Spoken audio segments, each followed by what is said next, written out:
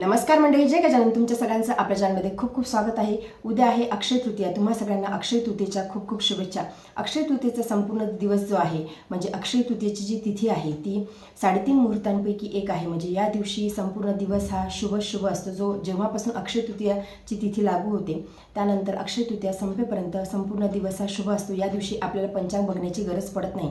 त्यामुळे या दिवशी अनेक शुभ कार्य केले जातात. कुणाला व्यवसायाची सुरुवात करायची असेल, पार्लर वगैरे टाकायची असेल किंवा अन्य व्यवसायाची सुरुवात करायची असेल, त्यासोबतच गृहप्रवेश असेल किंवा नवीन काही वस्तू खरेदी करायची असतील, प्लॉट खरेदी करणं असो किंवा फ्लॅट खरेदी करणं असो किंवा सोने चांदीची खरेदी करणे असो, या सगळ्या गोष्टी अक्षय तृतीयेच्या मुहूर्तावरती केल्या जातात. म्हणजे प्रत्येक शुभ कार्याची सुरुवात ही अक्षय तृतीयेच्या मुहूर्तावरती केली जाते. तृतीया हा सण भगवान विष्णू आणि माता लक्ष्मीच्या सेवेसाठी आहे. त्यासोबतच पितरांच्या सेवेसाठी देखील खास मानला जातो. प्रत्येकजण आपापल्या पद्धतीने पितरांची सेवा करत असतात, तर्पण करत असतात, पितरांना जेव घालतात. त्यासोबतच अक्षय तृतीयेचा हा सण दान धर्म करण्यासाठी देखील महत्त्वाचा आहे. तर आजच्या दिवशी आपण कुठल्या अशा वस्तूंचं दान करू शकतो जेणेकरून आपल्याला अक्षय सुखाची प्राप्ती होणार आहे, याबद्दलची संपूर्ण माहिती आपण आजच्या व्हिडिओमध्ये बघणार आहोत. या दिवशी जसं मी तुम्हाला सांगितलं की माता लक्ष्मी आणि भगवान श्री हरिविष्णू यांची सेवा केली जाते. आपण यामध्ये विष्णू सहस्रनाम घेऊ शकतो. त्यासोबतच श्री सुक्ताचं कनकधाराचं आपण पाठ करू शकतो. त्यासोबतच आपण नामस्मरण करू शकतो. गजानन विजय ग्रंथाचा एक अध्याय कुणाला वाचायचा असेल किंवा कुणाला श्री गजानन विजय ग्रंथाच्या पारायणाला सुरुवात करायची असेल ते देखील तुम्ही करू शकता.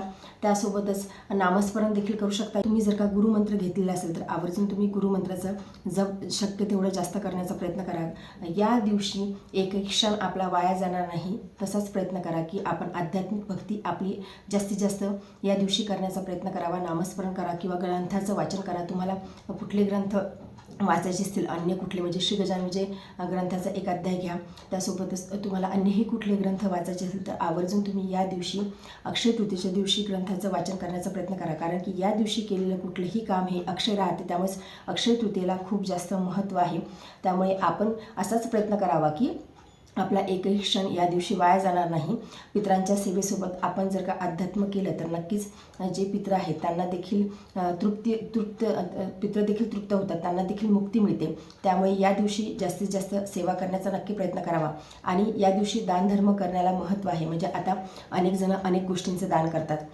म्हणजे कोणी श्रद्धा दान करते किंवा पितराच्या नावाने अन्य गोष्टी अनेक जण दान करत असतात. म्हणजे ज्याला जसं आवडेल तशा गोष्टींचं दान करतात किंवा ज्याला जसं सुचेल तसं दान करत असतात. अक्षय तृतीयेच्या दिवशी आपण केलेलं प्रत्येक कार्य हे अक्षय राहणार असेल तर दानामध्ये देखील आपण असंच दान द्यावं की ते अक्षय राहील. अक्षय तृतीयेच्या दिवशी तुमच्यासमोर जो कोणी व्यक्ती त्याला तुम्ही भगवंताचं नाव दान करा, भगवंताचं नाम तुम्ही दान करा. त्यासोबतच तुम्ही ग्रंथ दान करा. आपण जर का ह्या गोष्टी दान केल्या तर नक्कीच आपल्या आयुष्याचं कल्याण होणार आहे. म्हणजे सोने चांदी दान करून किंवा अन्य कुठल्या गोष्टी दान करून ते काही आपल्यासोबत येणार नाही. आपल्यासोबत येणार आहे फक्त हरीचं नाम, भगवंताचं नाव. त्यामुळे आपण असाच गोष्टीचा प्रयत्न करावा की ते चिरकाल राहील, अक्षय त्या गोष्टी टिकून राहतील. त्यासोबतच या दिवशी तुम्ही जास्तीत जास्त मंत्र जप तर करा, गुरुमंत्राचा जप करा. त्यासोबतच या दिवशी आपल्याला जो काही राग आहे तो राग कंट्रोल करण्याचा प्रयत्न करा. समोर कुणीही येऊ किंवा कुठल्या गोष्टीही घडवू आपण चिडायचं नाही. आपण शांत राहायचं, सतत नामस्मरण करत राहायचं. भगवंताचं नाव एकही क्षण आपण विसरणार नाही किंवा भगवंताचं नामस्मरण आपल्याकडून होणार नाही. तुम्ही काहीही काम करत असाल परंतु नामस्मरण तुम्ही कंटिन्यू चालू ठेवा. म्हणजे भलेही तुम्हाला मग देवघरासमोर बसून तुमच्या माळी घेणं होत नसेल किंवा तुमचं पारायण करणं होत नसेल तर सकाळपासून तर म्हणजे सकाळी तुम्ही सेवा करू शकता. त्यासोबत तुम्ही संध्याकाळी सेवा करण्याचा प्रयत्न करा. श्री गजानन महाराजांचं नामस्मरण करण्याचा प्रयत्न करा किंवा अन्य कुठल्या देवतांचं तुम्हाला नामजप करायला, नामस्मरण करायला आवडत असेल तर तुम्ही आवर्जून ह्या गोष्टी अक्षय तृतीयेच्या दिवशी करण्याचा प्रयत्न करा. म्हणजे कसं आहे की भौतिक गोष्टींचा तुम्ही जास्त विचार करू नका. म्हणजे काही गोष्टी आपल्या ज्या काही रूढीवत परंपरा आलेल्या आहेत त्या आपल्याला करणं गरजेचं आहे. परंतु आपण ह्या सगळ्या गोष्टीमध्ये न फसता आपण जर का भगवंताचं नामस्मरण केलं, नामस्मरण हे सगळ्यात जास्त श्रेष्ठ सांगितलं आहे. त्यामुळे आवर्जून नामस्मरण करण्याचा प्रयत्न करावा. आणि कलियुगातल्या जीवांच्यासाठी नामस्मरण हे सर्वश्रेष्ठच आहे. म्हणजे नामाचा जेवढा महिमा सांगितला आहे आपल्या शास्त्रामध्ये किंवा संतांनी जेवढा नामाचा महिमा गायलेला आहे त्यापेक्षाही कितीतरी अधिक पट नामस्मरणाचा महिमा आहे. त्यामुळे अक्षय तृतीयेच्या दिवशी आपण अशाच गोष्टी कराव्या की त्या चिरकाल आपल्यासोबत राहतील. म्हणजे आपण आहोत तेव्हाही आणि आपण गेल्याच्या नंतर तेव्हाही आपल्यासोबत हे भौतिक सुख येणारच नाही. जेव्हा आपण भगवंताचं नामजप करतो, नामस्मरण करतो, त्यावेळी ह्या भौतिक गोष्टी ज्या आहेत ते भगवंत त्यामधून तर तारूनच नेतो. आपली प्रारब्ध तर नष्ट होतातच, परंतु आपण गेल्याच्या नंतर देखील ते जे नाम आहे, तो नामजप आहे, तो आपल्यासोबत येतो.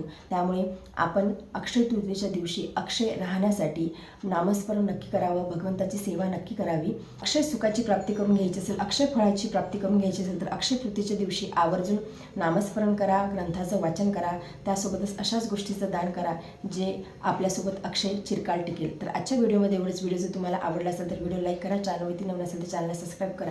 जय गजानन. धन्यवाद.